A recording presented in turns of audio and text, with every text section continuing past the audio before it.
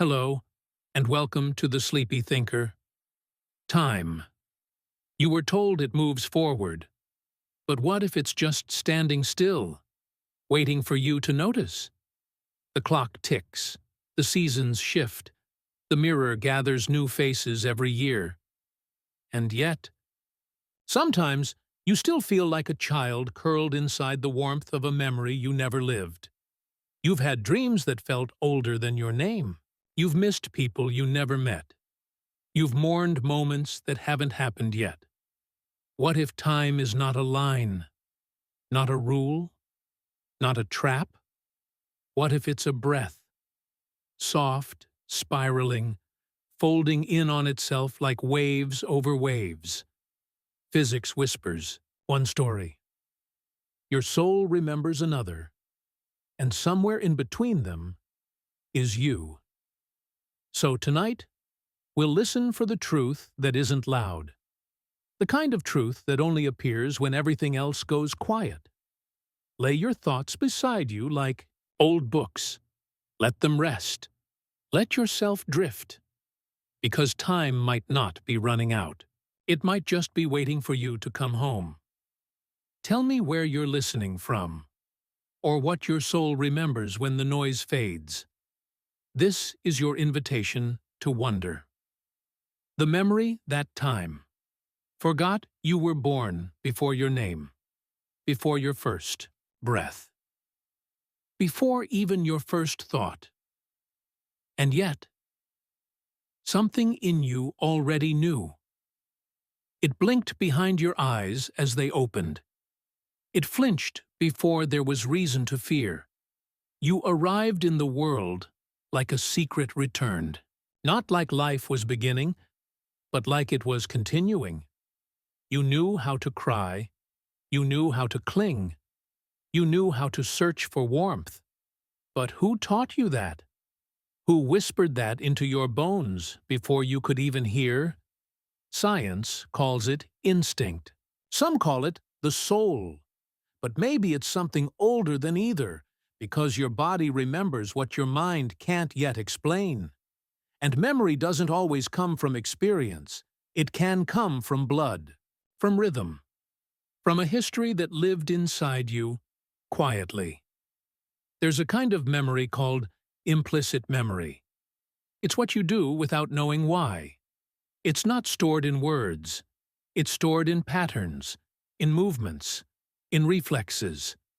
Like how you pull away from fire before you even register pain, or hold your breath when the silence changes. Even babies show signs of knowing things they've never learned, of fearing things they've never seen. And the further back you go, the less the memory feels personal, and the more it feels inherited. Inside your cells, there are switches, not metaphors. Real biochemical switches. They flip on when your ancestors suffered. They flip off when they found peace. And they echo inside you, even now. This is called epigenetic trauma. And it's not just theory. It's how fear gets passed without a single word spoken. A grandchild can carry the grief of a grandmother they never met. A son can flinch from the world his father never talked about.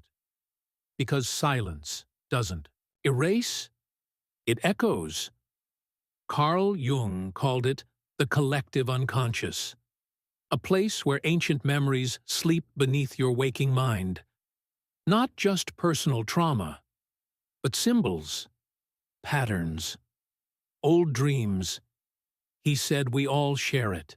That we each carry pieces of humanity that we've never personally lived, like the fear of falling, the awe of fire, the reverence for stars. Indigenous cultures have known this longer than science has. Time is not linear in those traditions. It spirals. It returns. It remembers.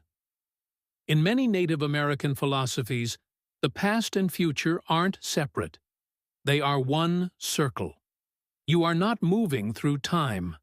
Time is moving through you. And in that movement, memory is carried like wind. through canyon echoes. In India's Vedanta traditions, memory is not stored in the brain. It is stored in chitta, a subtle layer of consciousness. Every action, every thought, leaves an imprint, and those imprints shape the next life. Not as punishment, but as a pattern unfolding. You are not just the child of your parents. You are the echo of your own story repeating itself in gentler or sharper tones. And yet, this isn't meant to frighten you. It's meant to calm you, to remind you, you are not broken. You are inherited. And what was passed to you can also be healed by you. Let's look back. Not just years, but centuries. In the Renaissance, memory was a divine practice, not just a brain function, a sacred art. Philosophers believed that memory was a way to access the eternal, not by logic, but by arrangement, through symbols, cathedrals, stars. Giordano Bruno believed that memory was the soul's bridge between earth and the divine. He used complex memory palaces, where ideas were placed like relics inside a cathedral. Each image was sacred. Each memory, a step closer to the infinite. Today, we have neuroscience. We map the brain. We analyze electrical signals. But still, we can't fully explain why the body remembers grief it never lived. A woman touches a tree and feels a sadness she can't place. A man hears a note and sees a war that isn't his. Science catches up to what the soul has always whispered. That memory is more than recall. It is inheritance. It is architecture. It is a hidden map, and you are walking through it now, without even knowing what doors you're opening. Some say healing is rewriting the story. Others say it's listening to the story that was always there. You don't have to believe in past lives to feel like you've lived more than one, because you have, in a way. You carry the heartbeat of every woman who birthed the woman who birthed the woman who birthed you. You flinch the way your grandfather flinched in a storm. You dream the way a forgotten ancestor dreamed by firelight. And though their names are lost, their echoes are not. They are stitched into you like thread in a quilt.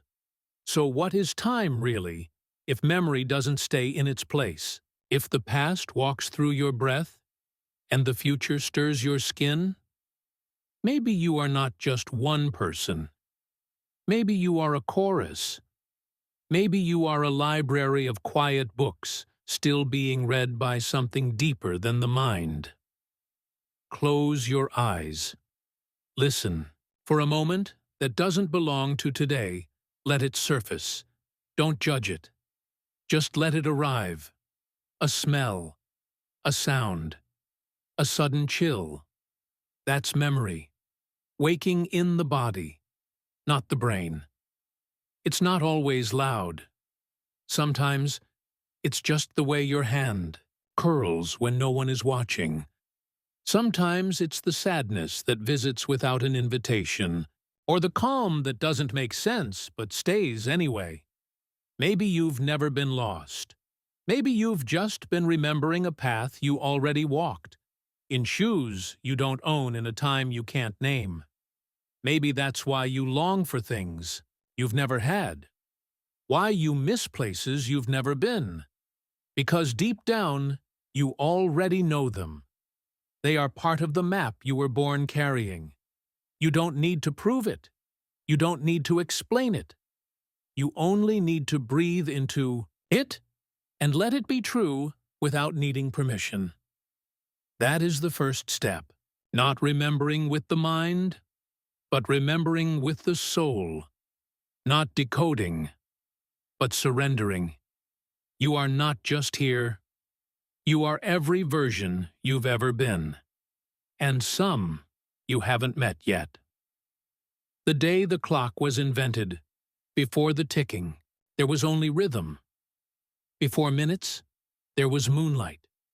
You followed the sun. You listened to the wind. You woke with the light and slept with the fire. Time was not a number. It was a feeling. It was presence. But then came the clock, and something began to change, not just in the world, but inside you. The earliest clocks weren't mechanical. They were celestial. Sundials that watched shadows. Water clocks that trickled truth. Stars mapped across the sky like silent calendars. In ancient Egypt, priests tracked the hours by watching how Sirius rose. They weren't rushing, they were revering. Each hour was a gift, but by the Middle Ages, time was being divided. By monks, by bells, by duty. In European monasteries, bells rang at specific times, to pray, to work, to eat. It was sacred at first, but structure has a way of tightening its grip. The mechanical clock was born in the 14th century, and with it, the schedule. Hours became obligations. Mornings became metrics. Life became measured. The soul, once wandering, was put in a grid, a calendar, a cage made of paper. And yet, most people didn't mind at first, because time gave structure. It gave power. Merchants used it to trade. Governments used it to rule. Factories used it to command. By the 18th century, during the Industrial Revolution, the clock was not a tool. It was a master. You didn't rise with the sun. You rose with the whistle. You didn't rest when tired. You rested when allowed. Your heartbeat was no longer yours. It had to match the machine. And slowly, your spirit forgot how to wander. This wasn't your fault. You were born into a system that asked you to be efficient before it asked you to be whole. Psychologists call it time pressure, a stress that tightens your chest when the hours feel like enemies, even when you have nowhere to be. You feel like you're late. Even when the day is wide open, you feel behind. This isn't time. It's the ghost of time, haunting your breath with imagined deadlines. Alan Watts, the philosopher, called time an illusion that keeps us from ever truly arriving. He said we live like people trying to reach the future by running from the now. We suhiyars mistake the map for the journey, the clock for the heartbeat, the goal for the life. But not all traditions saw time this way. In Taoist philosophy, time is flow, unforced, like water in a stream. Laozi wrote, "Nature does not hurry, yet everything is accomplished." And in many Buddhist schools, the only real time is now, not as a cliché, as a practice, as the only doorway to peace. Try it for a moment. Not as homework, as remembering. What do you hear right now? A hum? Your own breath? The quiet between these words? That is now. That is time. Untangled. When clocks came, we didn't just schedule our lives. We scheduled our minds. We began to think in minutes. We measured our worth by how much we could fit into a day. We even started cutting time into smaller and smaller pieces. Seconds, milliseconds, micro-efficiencies. But do you know what time feels like to a tree? To a mountain? To a river? It doesn't tick. It unfolds. It waits. In African cosmology, some tribes speak of event time, time that begins when the moment begins, not when a clock says so. A conversation lasts as long as it's meaningful. A gathering starts when everyone is ready. You don't rush a sunrise. You witness it. You don't plan joy. you stumble into it. But we've been taught that slow is lazy, that stillness is failure. So we run, even when there's nowhere to go. We scroll, even when nothing's changing. This is not your natural state. It's your conditioned state. A nervous system trained to beat the clock. But clocks don't bleed. They don't feel wonder. They don't fall in love. You do. And maybe that's why you sometimes ache without reason, because your body remembers a rhythm that doesn't live. Inside your Google Calendar, let's go back again, this time to the Renaissance. Leonardo da Vinci didn't wear a watch. He worked by light, by mood, by hunger. He saw time not as schedule, but as curiosity unfolding. The golden age of art, of poetry, of invention, wasn't powered by strict deadlines. It was powered by passion and wandering minds. Today, we reward hustle. We glorify the grind. But the soul whispers that something is being lost, something slow, something sacred, something soft. The poet Rilke once wrote, "Let everything happen to you, beauty and terror. Just keep going. No feeling is final." He wasn't talking about time, but maybe he was. Because rushing doesn't save you from sorrow. It only robs you of the chance to feel it fully. And feeling fully is the only way to truly move through anything. Clocks don't make us feel safe. They make us feel behind. And in being behind, we forget we're already here. You are not a schedule. You are not an app. You are not late. You are breath. You are wave. You are weather. Some days, you will rise early and create. Some days, you will rest in silence and call that a masterpiece. Both are holy. Both are time. Both are life.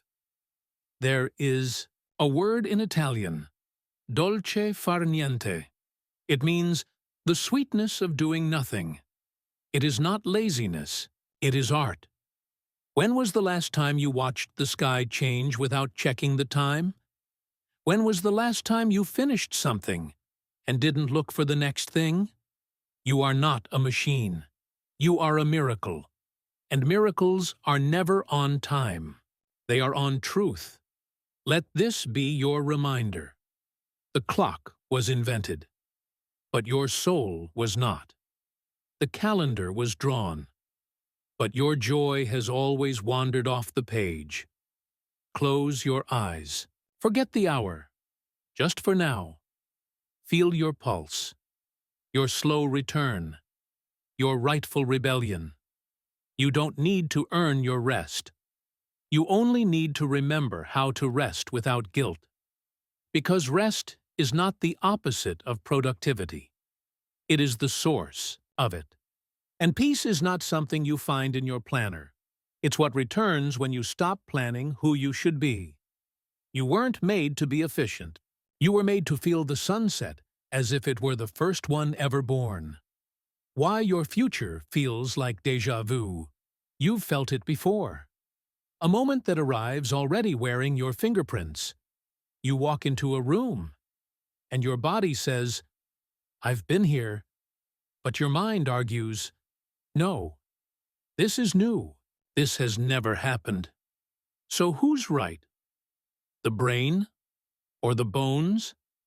That strange flicker, that ghost of familiarity with no memory to hold it. That's déjà vu. And it's more than a glitch. It's a whisper. Science calls it a misfire. The hippocampus sends a false signal, and memory leaks forward. But sometimes, it doesn't feel false. It feels ancient.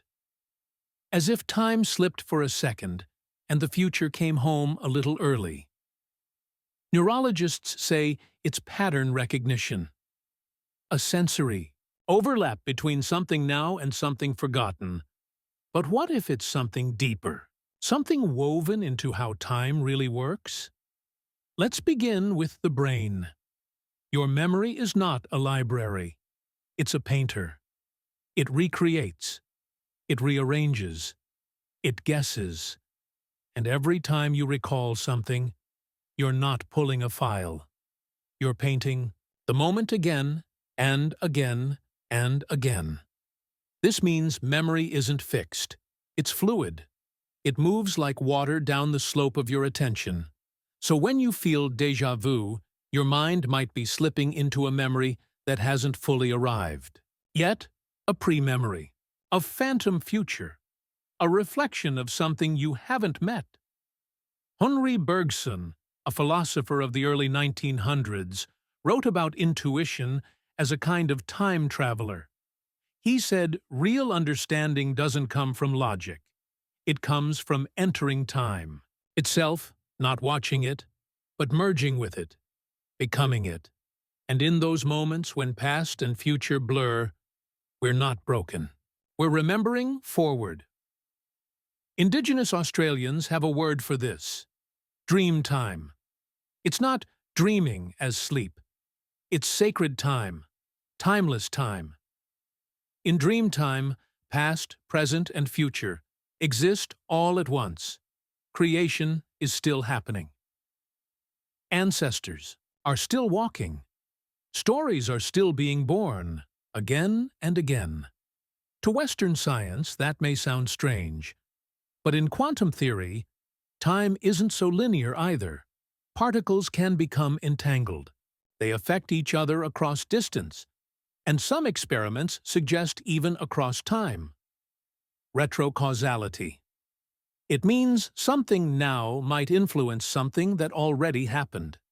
Yes, the future might be reaching back. Gently, quietly. Not to change the past, but to touch it, to remind it of where it's going. And maybe that's what déjà vu is. The future, touching the present like a soft hand through fabric. Your dreams know this. They bend time without permission. They drop you into scenes you've never lived, yet feel familiar. You meet strangers who know your name. You cry over losses that haven't occurred. Maybe those dreams aren't predictions, but rehearsals, or echoes, or messages from the version of you still walking in a parallel corridor of time.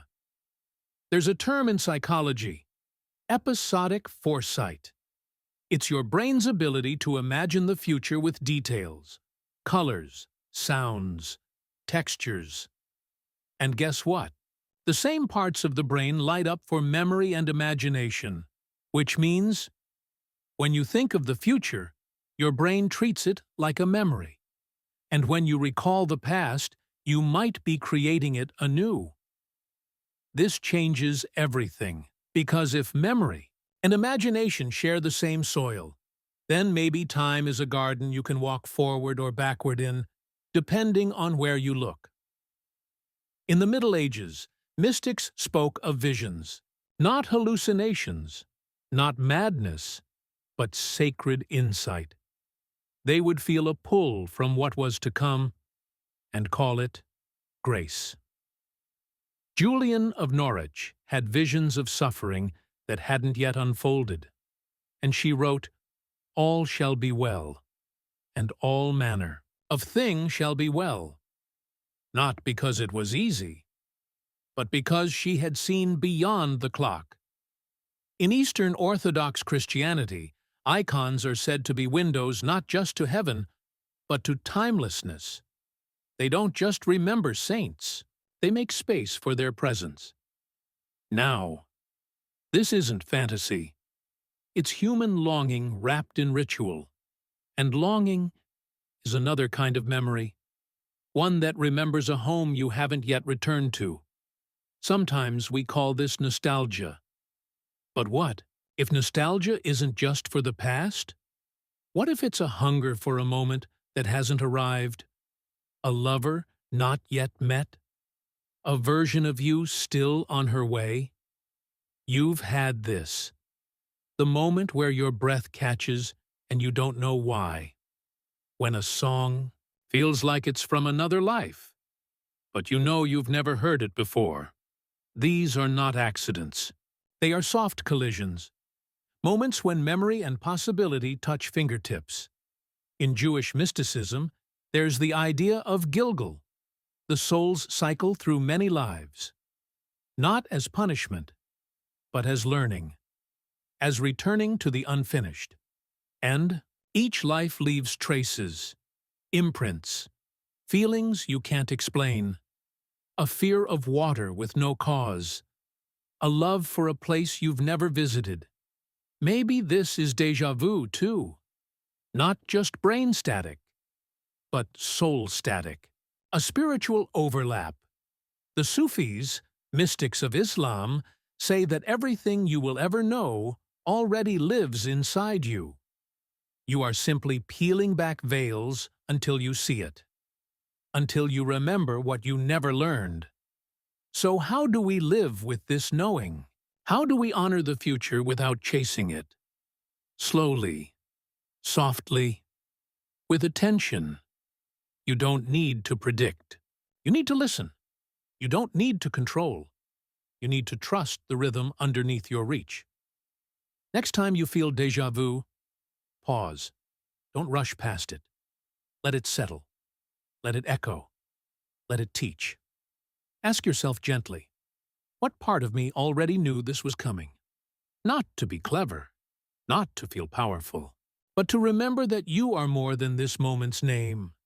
You are woven through time, not dragged by it. You are not moving toward the future. You are being remembered by it. You are not forgetting the past. You are completing it. You are a loop that slowly unwinds into light, a spiral that gently reminds itself to come back home. So the next time the air feels too familiar and your breath catches for no reason, don't explain it away. Just smile and say to yourself, I've been here before, and maybe I'm meant to be here again. The clock inside your cells. You have a clock inside you, not made of gears, not made of numbers. It doesn't tick. It pulses. It listens to the light. Even before you open your eyes, it knows. It knows what time it is. Every cell in your body has its own rhythm. A quiet conductor's beat hidden beneath the skin. And together, they create your symphony, your energy, your hunger, your dreams. This is your circadian rhythm, the ancient song you were born humming, long before alarm clocks, before schedules. Your body followed the sun.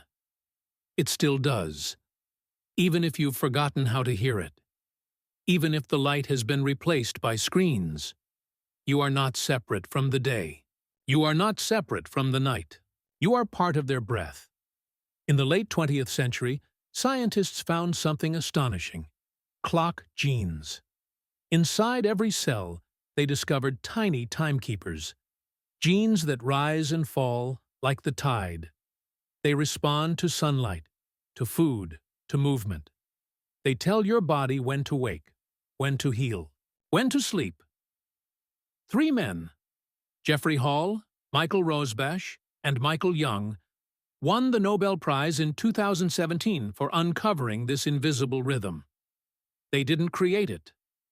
They simply named what your ancestors already lived by. In ancient Greece, medicine was based on rhythms. The 4 humors, blood, phlegm, black bile, yellow bile, were thought to rise and fall with the day. You weren't just a body.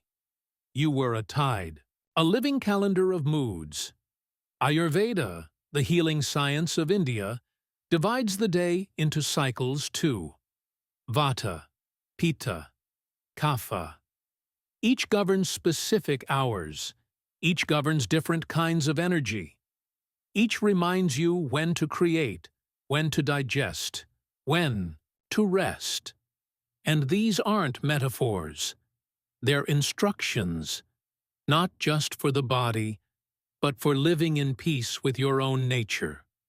But we've drifted. We eat at 2 a.m. We scroll in the dark. We treat rest like a weakness. Your body is trying to keep time in a world that no longer listens. It's like a drummer trying to hold rhythm while the band plays chaos. And still, it tries. Your temperature drops just before sleep.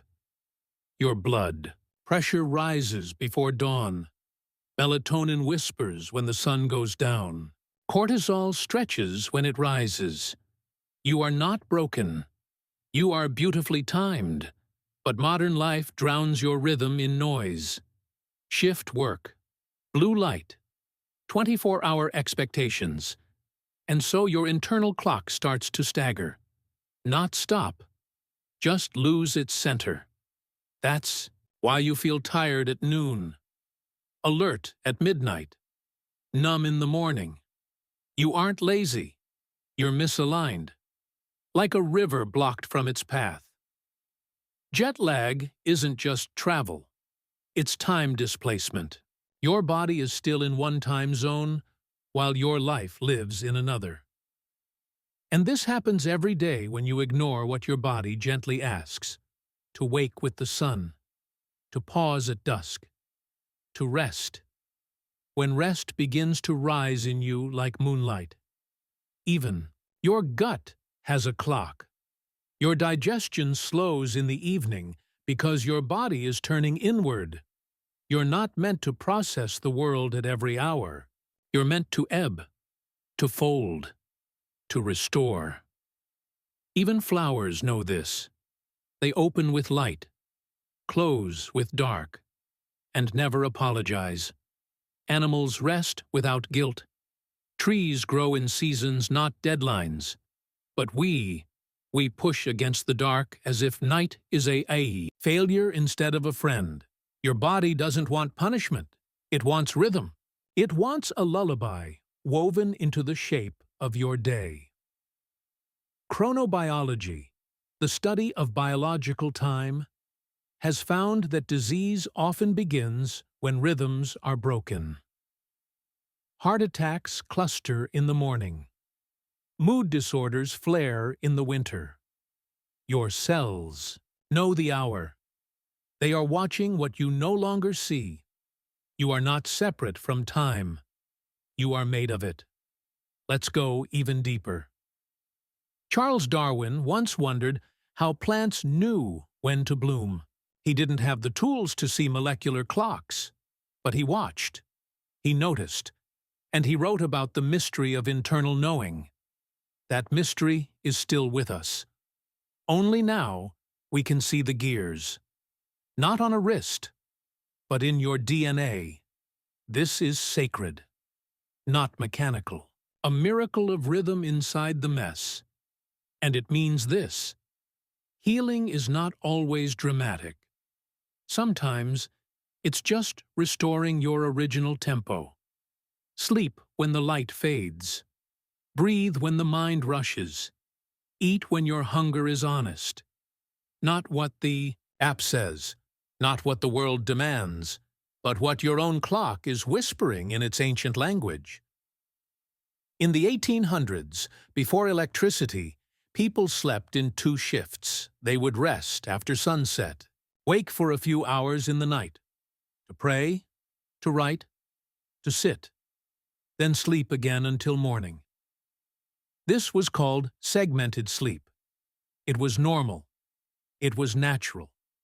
It only disappeared when factories required people to be on one rhythm. Not nature's rhythm, but capitalism's. And still, your body remembers. It tries to keep time, even when you don't. The suprachiasmatic nucleus in your brain, a tiny bundle of neurons behind your eyes, is your master clock. It receives light, and from light, It tells every other clock what to do.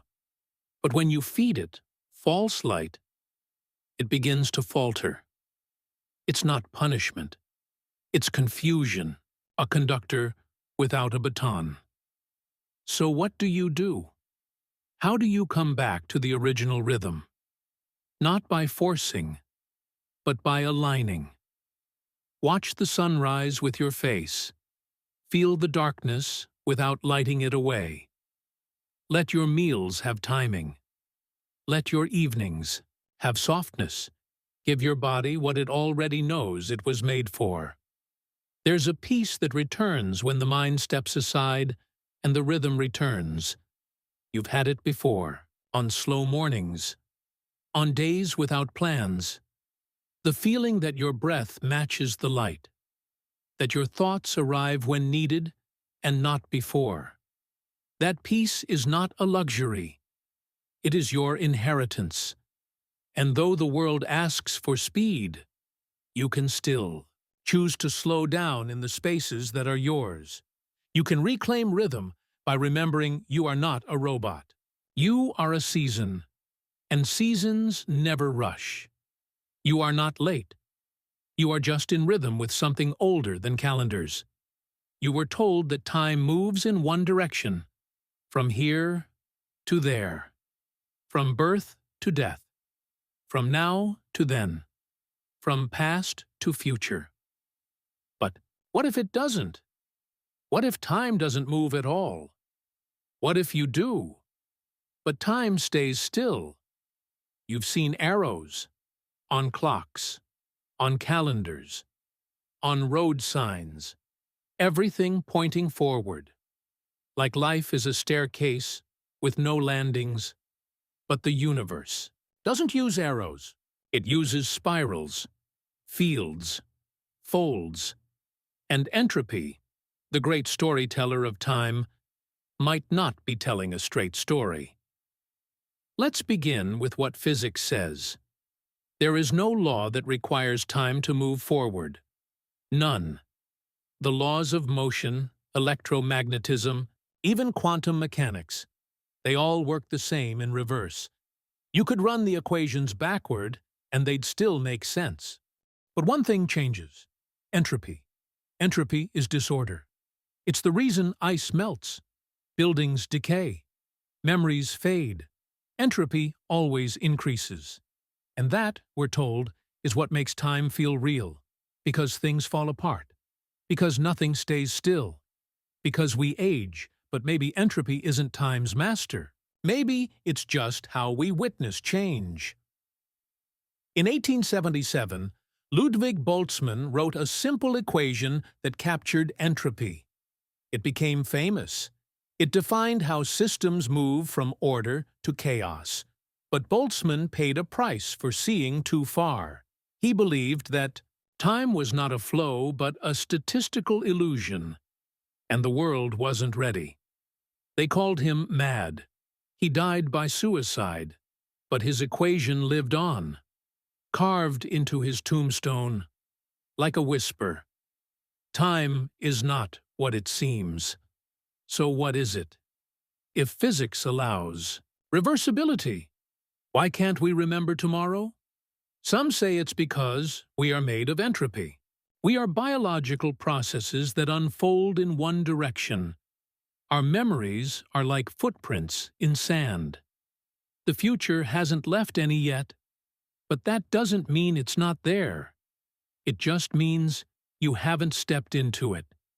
Let's step away from physics and look at stories, ancient stories, old myths. In many cultures, time wasn't linear. It was cyclical. The Mayans saw time as a wheel, a dance between suns, between gods, between ages. The Hindu yugas move in great arcs: creation, preservation, destruction. Again and again. Time returns, time remembers. Time is not leaving, it is circling. The Stoics of ancient Greece believed in eternal recurrence, that everything will happen again and again, in the exact same way. Not out of punishment, But because existence is a loop of learning, Nietzsche later revived this idea. He asked, if you had to live this life over and over, would you live it differently? It was a challenge. But maybe it was also an invitation to presence, because if the moment is eternal, then every choice is sacred. Modern cosmologists look at time not as a river, but as a block universe. Imagine all moments existing at once, not in motion, but like a sculpture. Past, present, future, all equally real, just in different parts of the block. Einstein hinted at this. In a letter after a friend's death, he wrote, "For us believing physicists, the distinction between past, present, and future is only a stubbornly persistent illusion." He didn't mean you can jump timelines. He meant time might be static, and our minds move through it like light through stained glass. So, if time isn't flowing, what is?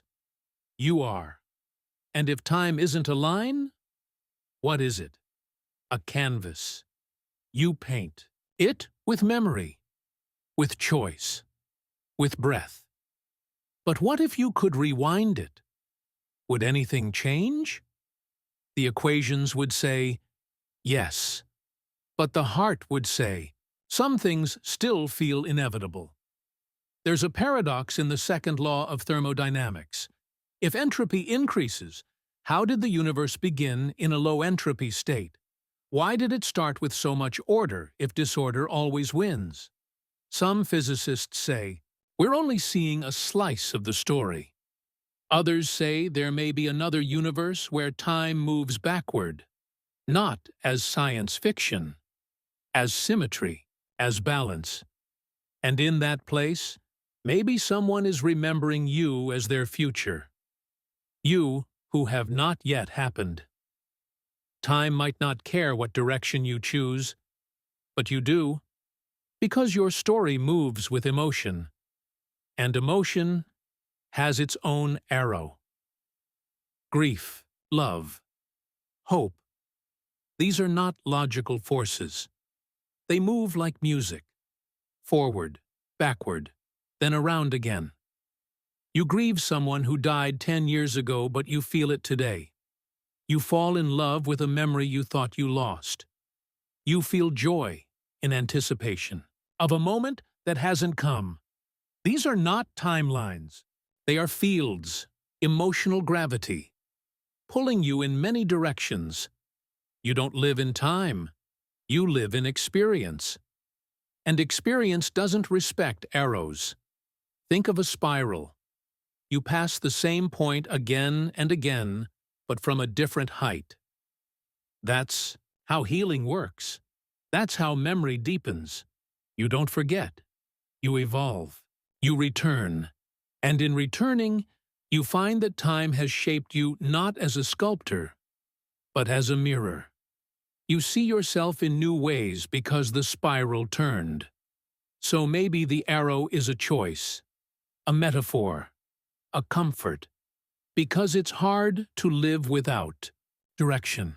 It's scary to stand still, but stillness is not stagnation. It is presence, and presence is the one place time dissolves. When you are fully here, now, in this breath there is no past, no future, only being. And being is timeless.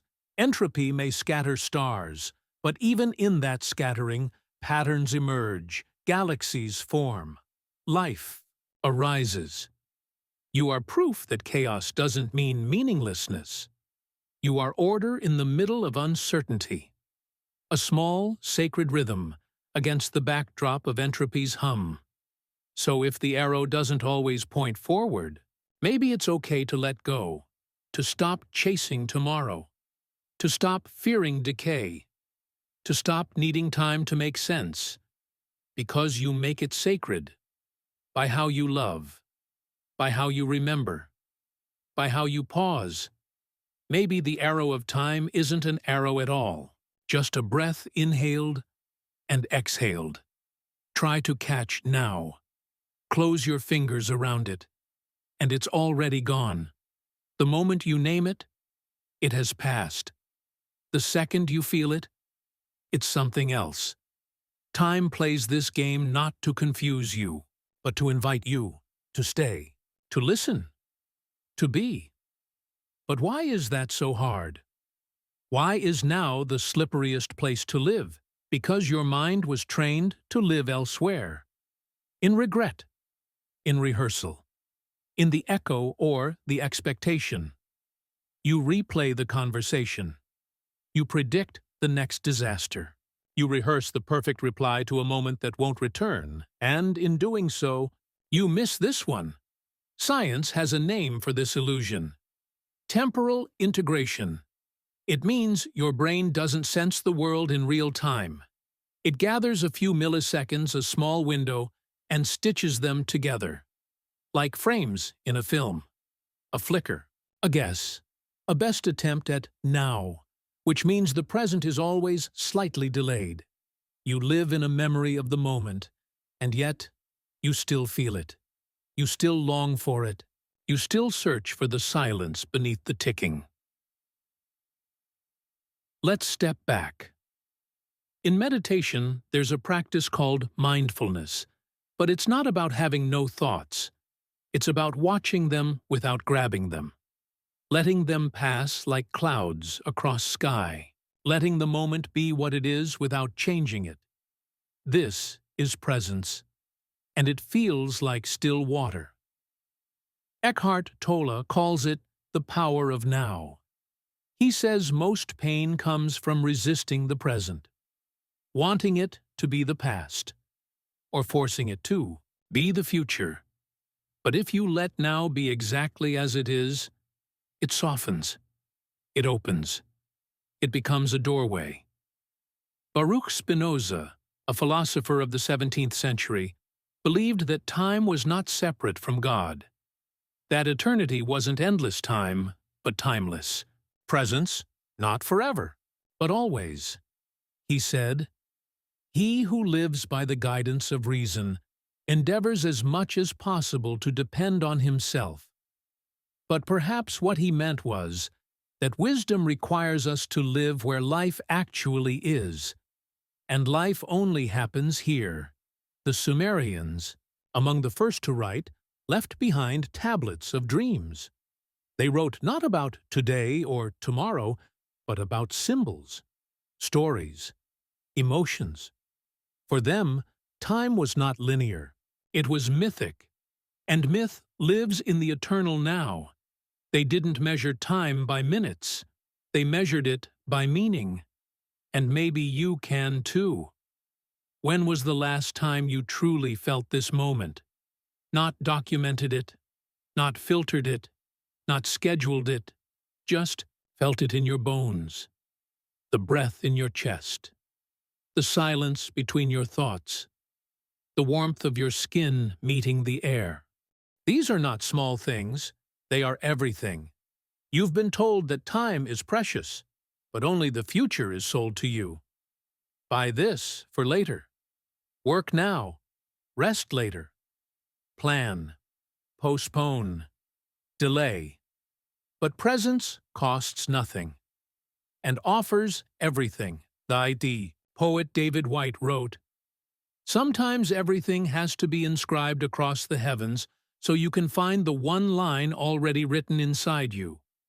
That line is now, but you can't find it by force, only by surrender, by letting go of where you should be and arriving where you are." There is a neuroscience study on flow state. It shows that when you're deeply present, writing, dancing, painting, the part of your brain responsible for self-critique quietly shuts down. You lose time, but really, you find it. Because in those moments, you are not separate from what you're doing. You are the moment. This is not performance. It's presence. A state where you're not chasing time, you're riding it. Or maybe you've stepped out of it entirely. The Japanese have a term, ichigo ichi. It means one time, one meeting. Every moment is unrepeatable. Even the i.e., most mundane, is sacred.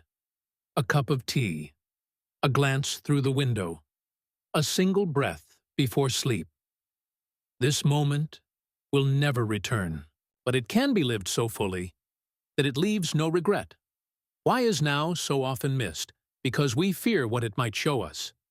Stillness can be confronting.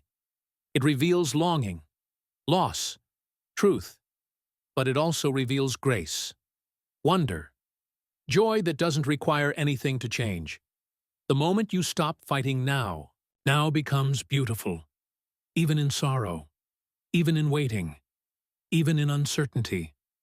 Because now is the only place you can ever be held. The past is memory. The future is imagination. Only now can hold your hand. So, let it. Pause. Feel your breath without changing it. Listen to the room. The distant sound you always tune out. Feel your feet. The ground. The pulse. This is presence. This is time. Lived. No rush. No meaning to chase. Just being. Think of a child, how they stare at nothing for minutes, how they laugh at shadows, cry at leaves, sleep without guilt. They haven't learned to rush past now. They live where you once lived, and you can return, not to childhood, but to presence, to the unfiltered miracle of this breath. The mind will wander. That's okay. Each time it does, you gently return. Again and again, like waves kissing the shore. Not punished, just softened. This is the practice. Not perfection, just remembering. You are not behind. You are not broken. You are simply standing in the middle of always. What happens when time no longer makes sense? When minutes stretch or vanish? When 10 years ago feels like yesterday and last week feels like a ghost you barely touched? It happens in grief, in dreams, in trauma. Time doesn't just pass, it splinters. It rearranges itself in ways your body understands long before your mind does. And in those broken pieces, a strange kind of truth appears. A deeper rhythm, a slower clock. Let's begin with trauma. Not the word, but the wound. The fracture in time, when something overwhelms you. Time can stop. Your body holds its breath and doesn't exhale for years. Psychologists call it temporal disintegration. It means the normal flow of time perception breaks. A child grows up. The body matures. But the mind stays frozen in the moment of the first scream. Not to punish, but to protect. It says, "We are still there. Stay alert. Don't forget." Survival depends on it. But survival isn't living, so the wound waits, until it's safe to thaw. Dr. Bessel van der Kolk writes in The Body Keeps the Score that trauma is stored not as memory, but as sensation. Tightness, heat, numbness, flares of emotion. With no obvious source, the event may be over, but the time hasn't passed. The moment is still happening somewhere inside you. This is not your fault. It's your nervous system's way of time traveling for protection. But what if that same timelessness can be found in healing too? Let's turn to dreams. Strange, soft fragments of impossible time. You fall asleep and enter a world without clocks. 5 minutes of REM can feel like an hour. 1,000 images rush through without sequence or logic. Yet your body believes it. Your heart races. Your muscles twitch. Your emotions rise as if the dream were real. Because it is. To the brain, a dream is an experience, not a fiction. Your brainstem, during REM sleep, shuts down motor control but activates memory, emotion, and vision. The prefrontal cortex, the part that organizes time and logic, goes quiet, and so you dream in timelessness. A visit to the eternal Oliver Sacks, a neurologist and writer, once treated a patient who experienced an entire lifetime in a 20-second seizure. He believed he'd married, had children, grown old, and then he woke up. No one could convince him it hadn't all been real, because time is not about duration. It's about depth, emotion, attention, and that can happen in seconds. Religious mystics have known this for centuries. Julian of Norwich, Saint Teresa of Avila, Rumi. They described visions not in terms of time but presence, awe, being outside the world, yet more inside it than ever before. Julian wrote of a vision that lasted only minutes, but contained the entire universe in a hazelnut. Inuit shamans journeyed through dreamtime to find healing. They didn't call it imagination. They called it memory of what the body had forgotten. In Yoruba tradition, the Orisha spirits don't exist on a timeline. They arrive when called not according to clock, but energy. So perhaps your experiences outside of time are not brokenness, but openings, doorways to a part of consciousness that doesn't play by modern rules.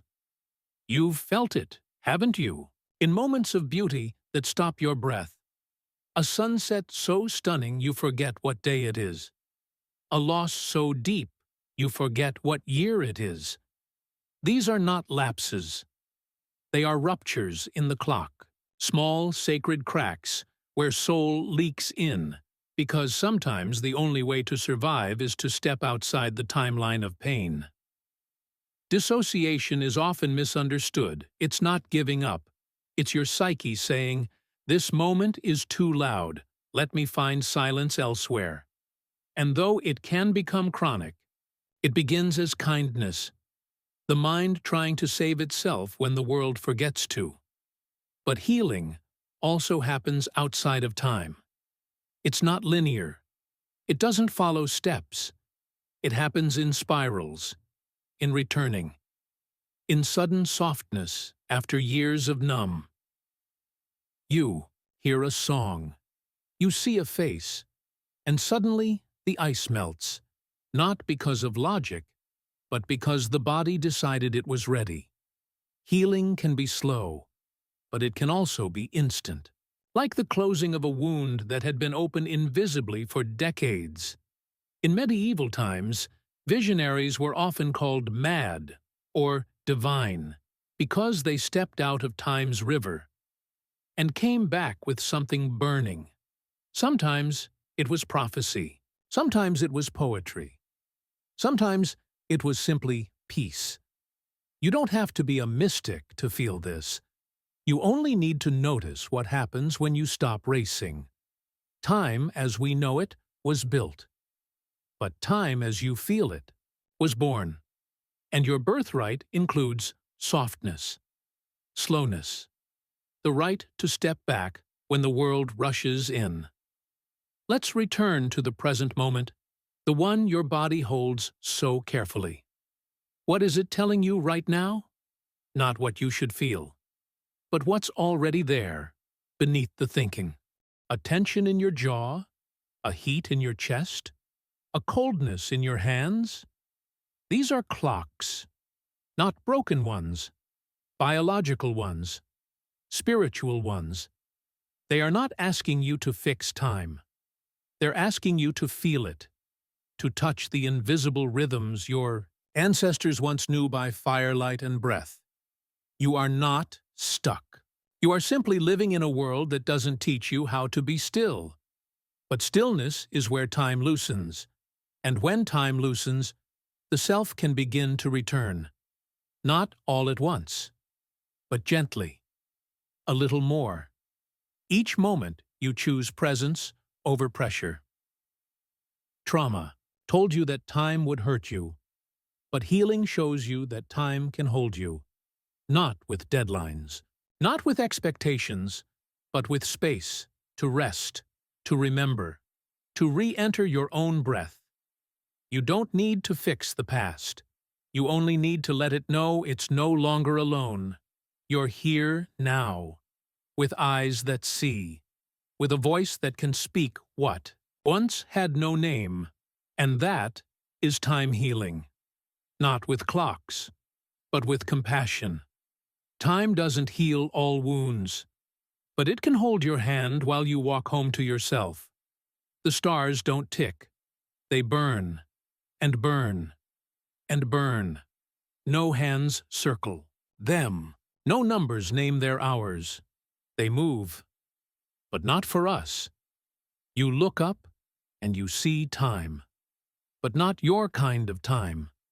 Starlight is ancient, the light from some stars left before you were born, and yet it touches your eyes tonight, as if it never left. What is that, if not proof that time is not a straight road? What is that, if not a poem written in light? When astronomers study the sky, they aren't just seeing now, they're looking back. Every glance is a form of time travel, to a past still arriving. That's how big the universe is. That's how slow time becomes when distance stretches wide. In the 20th century, Edwin Hubble discovered that galaxies are moving away from us fast. The universe is expanding, and the farther something is, the faster it runs. This expansion left a faint glow behind. The cosmic microwave background. It's everywhere. Leftover light from the birth of everything. Not a clock, but a heartbeat. A memory the cosmos carries in every particle. There was a time before time. A moment when matter was energy and space was smaller than thought. And still, no tick, no talk, only unfolding, only becoming. Ancient civilizations looked at the same sky and saw rhythm but not rigid hours. The Babylonians tracked Venus and named the stars for gods. The Egyptians divided night by how many stars appeared. They built temples that aligned with solstice light and equinox shade. But these were not clocks. They were conversations, whispers between the earth and the eternal. In Hindu cosmology, time stretches not in hours, but in yugas, vast cycles lasting millions of years. Creation, destruction, rest, and after rest, more creation, like breath, like seasons on a scale so large it softens the idea of urgency. We are in the Kali Yuga, they say, a time of forgetting, of machines, of noise. But even this will pass, and the light will come again, not by rushing, but by returning. In Western physics, time has tried to make sense of what stars do, but stars do not wait for sense. They collapse, they explode, they create atoms in their death. You are made of that aftermath, of carbon and oxygen forged in stellar fire. You are stardust given voice. Carl Sagan said that, and he meant it, not metaphor, molecular fact. So when you look up, you're not just seeing time.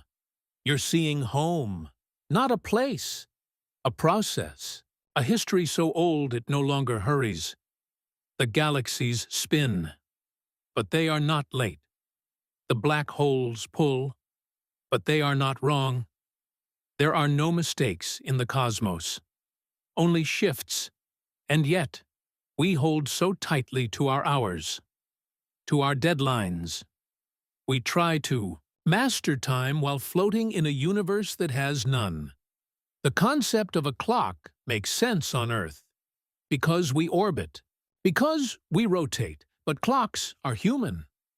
The universe has other rhythms, dark matter, dark energy, forces we can't see but still believe, because their pull is measurable, because their absence creates shape. And maybe that's what time is too. Not presence, but absence. Not movement, but memory of what used to be. In the book of Job, written thousands of years ago, there's a line, "Where were you when I laid the foundations of the earth?" A question not of shame, but of awe. We weren't there, but we carry the dust that remembers, the bones that echo the stars. You were born into a story that began long before language, and yet you live like you're running out of something, out of time, out of worth, out of space. But space is infinite, and time may be too, or it may not exist at all.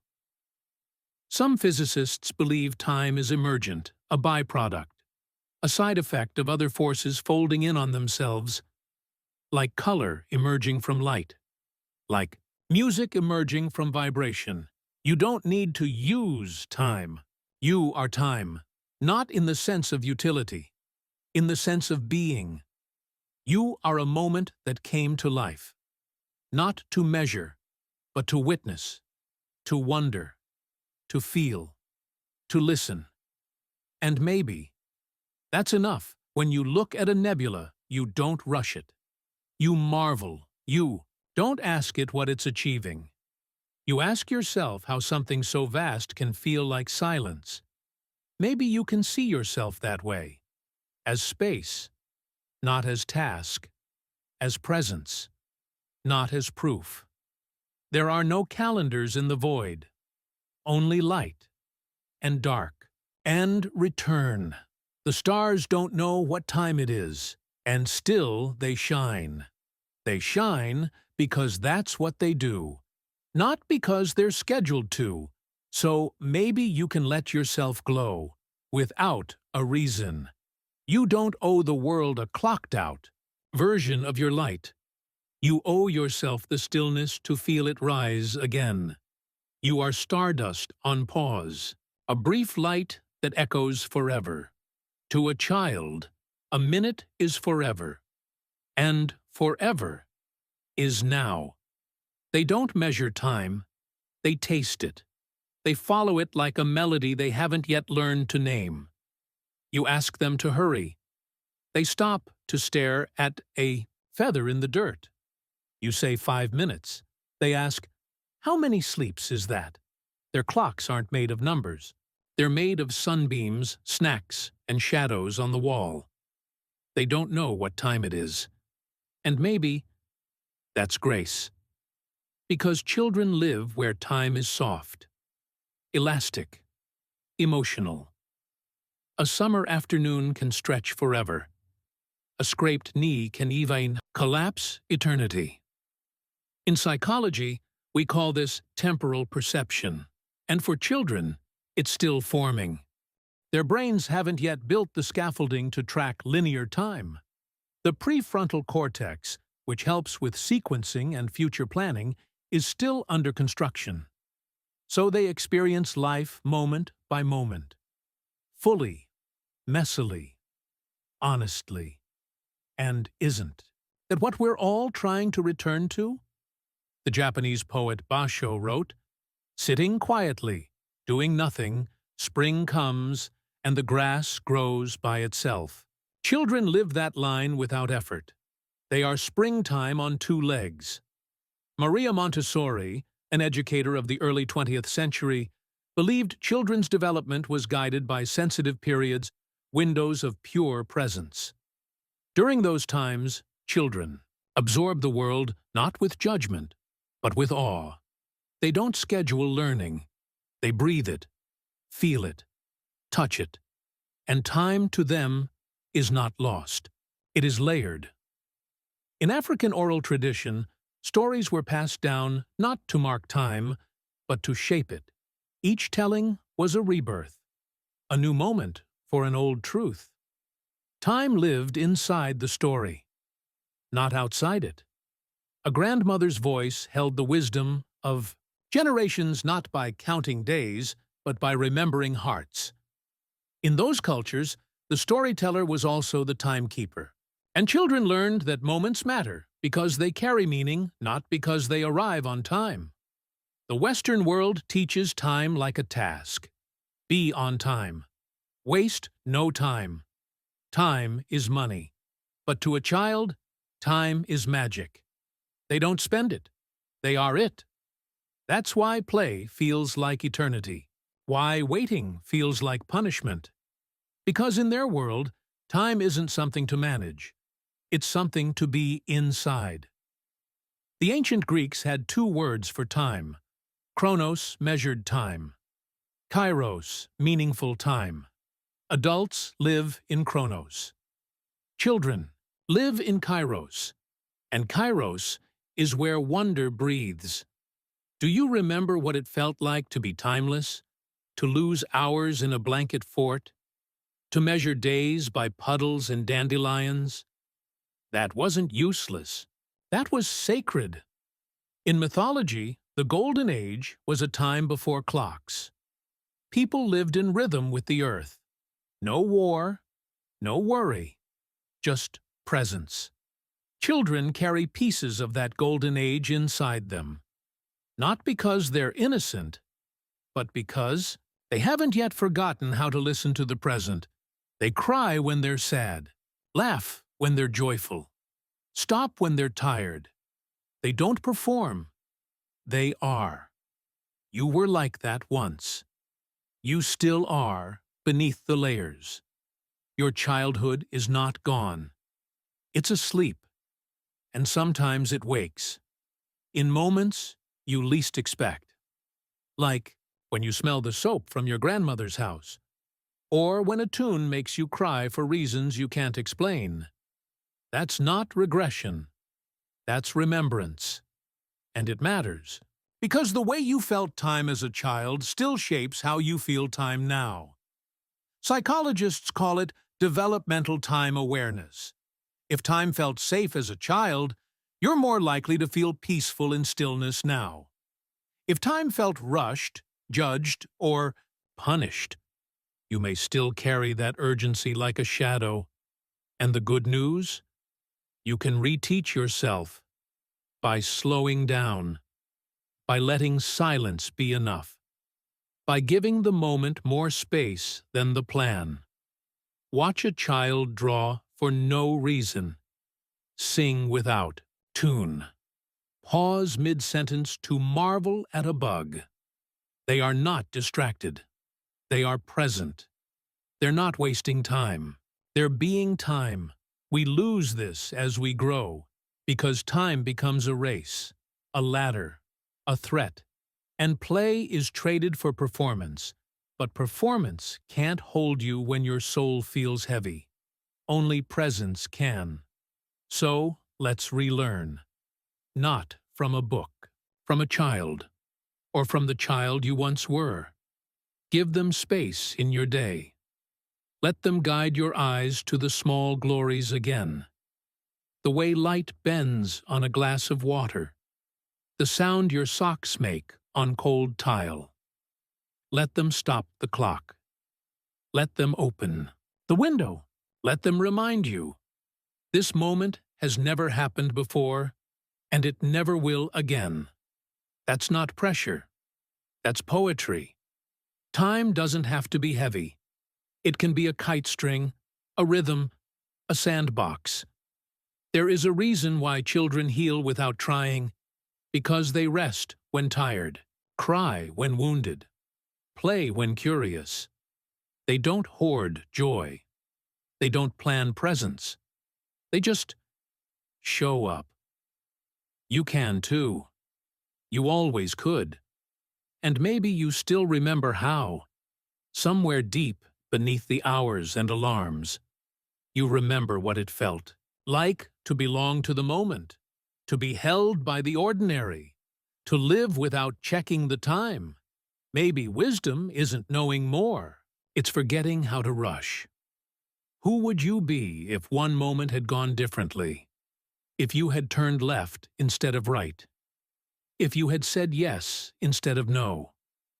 Somewhere out there, a version of you walked through a different door, and sometimes you can feel them, like a shadow just behind the day. You ache without knowing why. You miss someone you never met. You grieve for a life you never lived. And that grief is real. There's a term for it: the unlived life. Psychologists speak of it as a quiet sorrow that lives inside choice, because every decision is also a burial. Every path taken is also a path abandoned. But those ghosts don't haunt to harm you. They linger to remind you, you are still becoming. Quantum physics has its own version of this. The many worlds interpretation says that all possibilities continue. Every choice splits the timeline. Every yes and no creates a new reality. In one world, you left. In another, you stayed. Somewhere, you became a poet. Somewhere else, a sailor, a stranger, a monk, a mother. All those selves branch like rivers from the same spring. You. It's not science fiction. It's quantum theory, where particles exist in all possible states until observed. So maybe, so do you. Not as copies, but as echoes, as emotional probabilities your soul remembers even if your mind does not. In Greek mythology, there were three fates. Clotho spun the thread. Lachesis measured it. Atropos cut it. But what if you are all three? Spinning, measuring, choosing, and, with every choice, you shape the version of you who gets to live this story. And still, you wonder about the others. That's okay. That's human. There's a kind of love for the selves you never got to be. Not regret, reverence, because those ghosts carry your longing. And longing isn't failure. It's memory of potential. In Jewish mysticism, there's the idea of the shattered vessel that creation began with light too vast to contain. And the world was formed from the broken pieces. You are one of those pieces. And so is the version of you that didn't make it through the hard night. The you who stayed quiet. The you who never dared. The you who was never held. They're still with you, and they're listening. You can mourn them without guilt. You can bless them without bitterness. Because in loving them, you reclaim something forgotten. The wholeness of your becoming. In therapy, there's a practice called parts work. It helps people speak to the fragments inside. The angry child, the silenced teen, the exhausted adult. You don't erase them. You invite them to speak, to rest, to rejoin the circle of you. And when they do, you begin to feel less alone. Because it was never just one self walking this road. It was always a crowd of possibilities trying to sing in harmony. In Sufi mysticism, they say the soul is like a mirror shattered by separation, and every life is a shard reflecting part of the whole. So maybe your sadness for what wasn't is actually a longing for what still could be. Somewhere in you is the self who still wants to write, still wants to love, still wants to return. That's not fantasy. That's faith, not in the outcome, but in the opening because the door isn't closed. Not yet. Your unlived lives aren't punishments. They are poems unfinished, and you can still write some of their verses. You are not too late to become softer, kinder, more true. You are not too far to return to the rhythm you once felt in your sleep. There's an exercise some healers use. Write a letter to the you didn't get to be. and then let them right back, not to shame, but to witness, to see you as you are now, trying, healing, becoming. Maybe they'll say, "I never got this chance, but you did. Don't waste it by chasing me. Just walk forward with me in your heart." Because that's what grief does. It walks beside you without a map. It doesn't want you to collapse. It wants you to remember. And in remembering, you begin again. Time doesn't heal all wounds, but it gives you room to walk with them, to feel the sharpness dull, the ache soften, and then, one day, you smile for no reason. You feel at home in your breath, and you realize some ghosts don't want to haunt. They just want to be seen. You are not haunted by the past. You are simply hearing echoes from the futures. You didn't walk, and still, you walk. You choose. You become. What if time isn't just something you move through, but something that moves through you?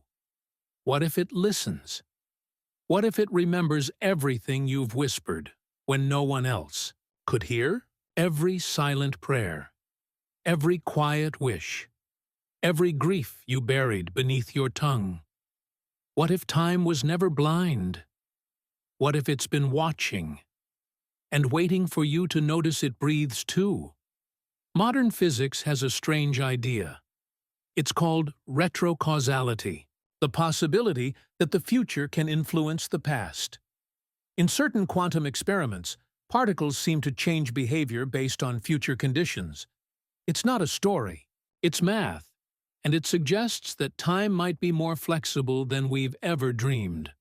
More like a thread woven from both ends. More like a song sung backward and forward at once. You've felt this. When an idea arrives before you ask. When a dream tells you something you haven't yet lived. When a sudden peace wraps around you as if it came from the future, to pull you toward it. In ancient Greece, people believed dreams came from beyond the veil. They built Asclepion's temples, where seekers slept on sacred stones, hoping the gods would send healing through visions. It wasn't superstition, it was participation, a belief that you could meet time halfway in sleep.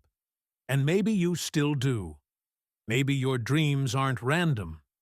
Maybe they're replies to questions you haven't spoken yet. Carl Jung called it synchronicity, the meeting of inner and outer events, in meaningful ways, not cause and effect, but mirror and message. He believed we live in a psyche far deeper than the conscious mind, a place where time collapses into symbol. You think of a name. They call. You feel dread. The news arrives. It's not magic, it's alignment. It's time winking at you, saying, "I'm not as linear as you've been told." In Hawaiian tradition, there's a concept called mana, spiritual energy, that flows through all things, including time. Mana can be cultivated, directed, honored. And when people pray, they often speak across generations, to ancestors, to descendants, to the unborn, because in many cultures, time is not a wall, but a circle. The Navajo speak in circular stories, not beginning, middle, end, but harmony, disruption, harmony. Time breaks, then mends, not with precision, but with presence. And the stories hold healing for both past and future. Maybe your story does too. Maybe your words matter more than you think. Maybe the letter you never sent, the forgiveness you still carry, the kindness you gave without being seen. Maybe all of that echoed in ways you'll never fully know, because time might not always show you what it heard. But that doesn't mean it didn't listen. In the 14th century, Persian mystics wrote poems that still touch us today, not because of logic, because of longing. Their ink crossed centuries because it carried something time cannot erase, truth wrapped in beauty. You too leave traces. You too are heard by what hasn't happened yet. Your actions create ripples in timelines you'll never walk. A gentle word that prevents a storm. A refusal that reroutes a life. We think of time as happening to us, but what if we happen to time?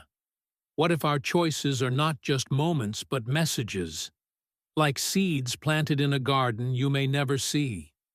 Still, you plant, because something in you believes in what you cannot witness. This is sacred. This is power. The ancient Vedic texts spoke of Akasha, a field of memory that records everything, not for punishment, for continuity, for the unfolding of a truth too large for one lifetime. In this view, you don't disappear. You transform, you return, and your energy flows forward, into the hands of another who continues the work you began. You don't need to change the world, to change time. You only need to live with intention, to speak as if your words matter. Because they do. Somewhere, a child may grow up in a softer world because you refuse to stay silent. Somewhere, a person may heal because you survived what tried to end you. This is how you speak to time, not by shouting, by choosing, by waking up with gentleness even when it's hard, by holding space for those who can't hold it yet, by honoring the now as something holy. And in doing so, you ripple backward, you ripple forward, you ripple within. You are not alone in time. Time has always been listening. So here we are, at the edge of the thought that carried you across hours without you even noticing. And maybe that's what time was always meant to be, not counted, but felt. You've wandered through memories that weren't quite yours. You've touched futures that haven't happened yet. You've stood still and found that motion was never the point. Time didn't hold you back. It waited, patiently, like a shoreline waiting for the tide to come home. And as you listened, really listened, you discovered something deeper than clocks. You are not behind. You are not too late. You are not lost. You are exactly where wonder wanted you to be. And maybe the universe isn't rushing. Maybe it's breathing. Maybe it's singing through you. So take a final breath, a soft one, the kind that doesn't hurry, the kind that tells your body, yes, we made it through. If this helped you breathe deeper or rest a little softer tonight, maybe share it with someone who's still searching for the quiet they once belonged to. Stay here a while longer. No voice, no story, only sound and stars.